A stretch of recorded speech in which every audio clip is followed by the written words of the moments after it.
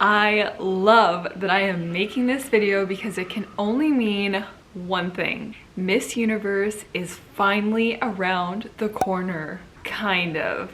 Last year at this time, we were preparing for Miss Universe to be happening in like a week from now, which is so crazy. There are still no definitive answers on when Miss Universe is going to be. We heard on a live that Zosie Beanie did that it may be February, March. Most certainly they're hoping for the first part of 2021. So let's all keep our fingers crossed that Miss Universe is going to be happening within the next few months. We need something exciting to look forward to. So without further ado, here is my first video where I'm gonna start comparing some of the contestants. Now, on the face of it, it's gonna seem like I'm putting these girls up against each other, but what I really want to do here for myself and for you is to be able to see these girls in your head side by side at Miss Universe. So when the girls are all at Miss Universe, it's so much easier for us to imagine who could be the next title holder, who could be in the top 5, the top 3, the top 10, the top 20 when we see them all together. So what I want to do this year is do a lot more of like, here's these two girls, what do we think of them? It kind of makes it easier for us to see like where all the contestants are in terms of their different areas of competition. Of course, the footage of this is from their national pageants. So since the national pageants, they could have already improved in certain areas. So obviously there's so many factors. Please keep all of that in mind and let's get right into it. Today I want to talk about Miss Universe Thailand and Miss Universe Philippines. The reason I want to talk about these two girls is because they are two of my favorite delegates so far vying for the crown of Miss Universe. As well, these girls are compared to each other all the time already, so this is nothing new. First up, we have Miss Universe Thailand, Amanda. Amanda is Thai Canadian. So of course Amanda is kind of, you know, already in my heart because of course I am Canadian. On her Instagram, she has a lot of really like glam, photo shoot, very done up photos, which I love seeing, we love seeing. But what I do want to see more from Amanda is a little bit more of like relatable type of images. Maybe some more casual, maybe without makeup, a little bit more like that behind the scenes rather than like the whole photo shoot situation. And the reason I'm saying that is because then we have Miss Universe Philippines, Rabia. Okay, you want more? Then we have Queen Rubia, Miss Universe Philippines, who I find to be super relatable. And it's so funny because both of these women are super beautiful, super pretty. It's not even in their looks in terms of who's like relatable. It's more just like what they share. So I find that Rubia shares a little bit more of like candid, like fun faces, like more expression and stuff. Whereas Amanda shares a little bit more of like the serious, sultry side. Nothing wrong with either of these. I just know that the Miss Universe organization finds relatability to be really important, and almost always we see their title holders sharing behind the scenes photos and just sharing more of that like relatable to the young women of the world sense. So now let's talk a little bit about their presentation skills, a little bit about their speaking skills. Amanda, I believe, has a little bit of work to do in terms of her spontaneous questions. In her prepared type speeches, she's very strong. She's a very strong English speaker. She talked about mental health in her intro speech thing, and she said something along the lines of, this is the real me, talking about mental health and removing those barriers of feeling like we have to try to be something that we're not to be accepted. Love that, love what she stands for, but I do feel like in the question and answer portion, we need to see a little bit more work. We'll get to that in a bit. Rabia, she is full of life. She speaks from the heart. When she speaks, she is coming from such a humble and real place. I love the way she speaks, so spontaneous. She's amazing. I mean, she's amazing in every way. Both of these women are, but in terms of her spontaneous speaking skills, I really see that as a strength for her. Swimsuit competition, a little bit different. I think Amanda's swimsuit competition mode, her swimsuit walk, her swimsuit performance is stunning. The only thing I would say for her to maybe like change or work on would be some of her transitions. I find them to be a little bit like whippy and fast, and I would love to see her hold some of those poses and turns longer because she's just so incredible. We want to see more from her. In terms of her walk, amazing, unreal, captivating. Love her swimsuit walk. Rabia, I would definitely love to see Rabia get stronger in her swimsuit walk. It's definitely very sexy, but I think that maybe she needs needs like longer strides or something. I'm not really sure what it is. Of course, both of their performances were amazing. This is just me being very nitpicky on like to a T, because of course in my mind, I think of past Miss Universes, Pia Wurtzbach, Catriona Gray, Zosie Beanie-Toonsey, Demi Lee Thibault. I think of these women and their performances, and so then when I'm looking at the upcoming contestants, I think, okay, how can they level up to be that Miss Universe level? The gown performances. Amanda gave such a spectacular gown performance. This to me is one of her biggest strengths. That gown performance was so jaw-droppingly amazing.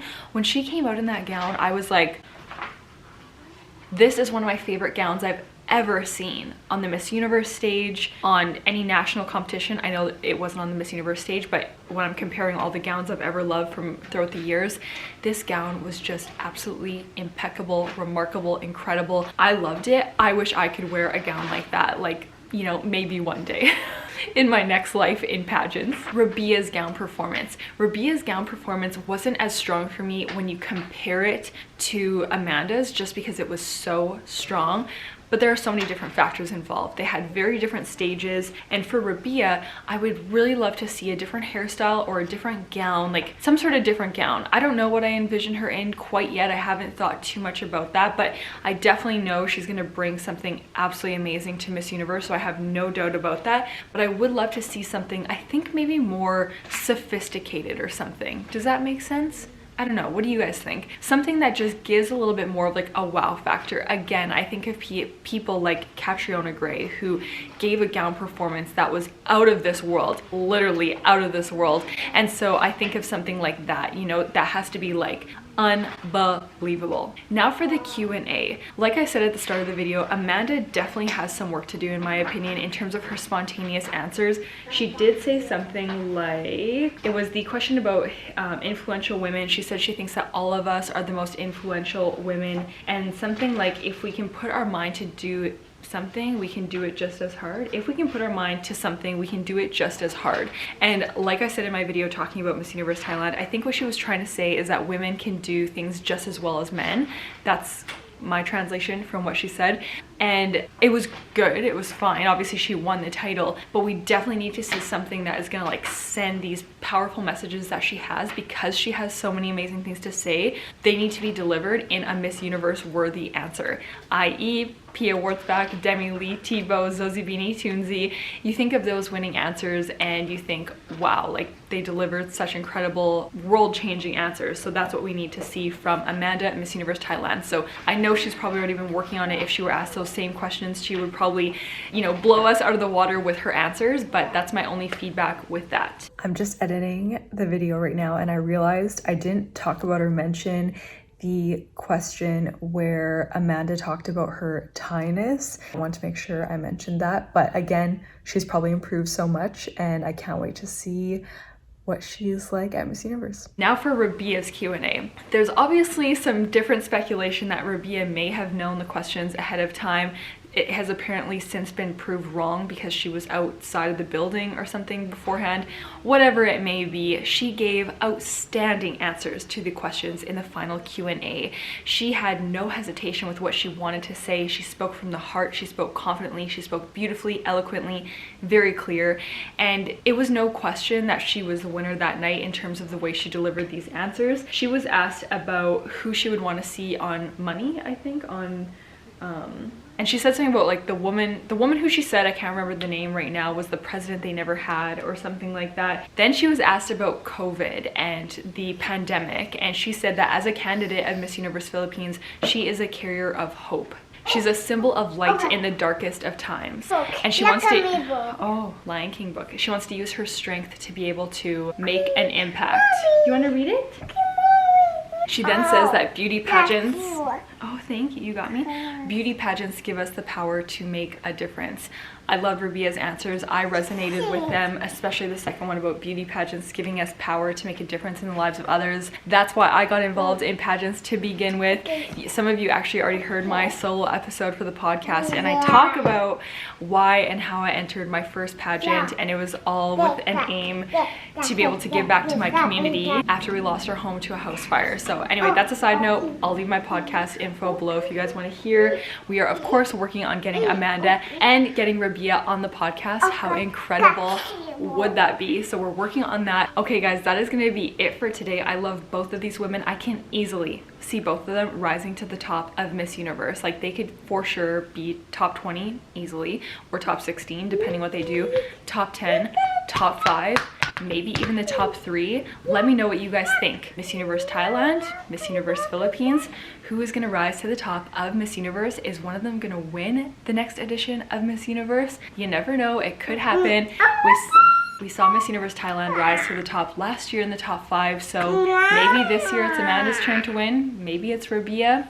Only time will tell. Let me know in the comments what you guys think of these two incredible, fabulous women, and if you think they have the strength, resilience, and the ability to rise to the top of Miss Universe.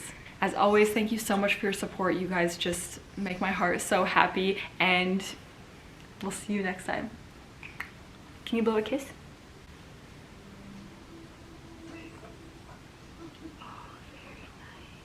Oh, very good.